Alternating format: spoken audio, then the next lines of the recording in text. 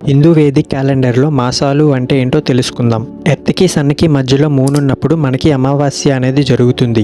అక్కడ నుండి మూన్ మన ఎర్త్ చుట్టూ రొటేట్ అవుతూ రైట్ సైడ్ వెళ్ళినప్పుడు మనకి పౌర్ణమి అనేది జరుగుతుంది. అక్కడి నుండి మళ్ళీ స్టార్టింగ్ పొజిషన్కి వస్తుంది. ఈ కంప్లీట్ సైకిల్ని ఒక మాసం అంటాం. ప్రతి అమావాస్య నుండి ఒక కొత్త మాసం అనేది మొదలయ్యి నెక్స్ట్ అమావాస్యతో ఆ మాసం అనేది కంప్లీట్ అవుతుంది. ఇలా మనకి 12 మాసాలు అనేవి ఏర్పడ్డాయి. అలానే మన ఎర్త్ చుట్టూరుగా ఉన్న స్టార్స్ని మనం 27 కాన్స్టిలేషన్స్గా డివైడ్ చేసుకున్నాం. 27 షేప్స్లా అన్నమాట. వాటినే మనం 27 నక్షత్రాస్ అని పిలుచుకుంటాం.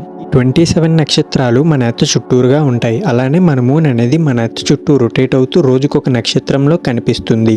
అయితే ఈ నక్షత్రాల పేర్లనే ఆ మాసాలకి పెట్టుకున్నారు. ఎలా అంటే ప్రతి అమావాస్య తరువాత ఒక కొత్త మాసం అనేది మొదలై మనకి పౌర్ణమి అనేది జరుగుతుంది. ఆ రోజు మన ఎర్త్ పాయింట్ ఆఫ్ వ్యూలో మూన్ ఏ నక్షత్రంలో ఉంటుందో ఆ నక్షత్రం పేరునే ఆ మాసానికి పెట్టుకున్నారు. ఫర్ ఎగ్జాంపుల్, జ్యేష్ఠ నక్షత్రంలో పౌర్ణమి జరిగినప్పుడు జ్యేష్ఠ మాసం, ఆషాఢ నక్షత్రంలో పౌర్ణమి జరిగినప్పుడు ఆషాఢ మాసం, అలానే శ్రవణ నక్షత్రంలో పౌర్ణమి జరిగినప్పుడు శ్రావణ మాసం, భాద్రపద నక్షత్రంలో పౌర్ణమి జరిగినప్పుడు భాద్రపద మాసం.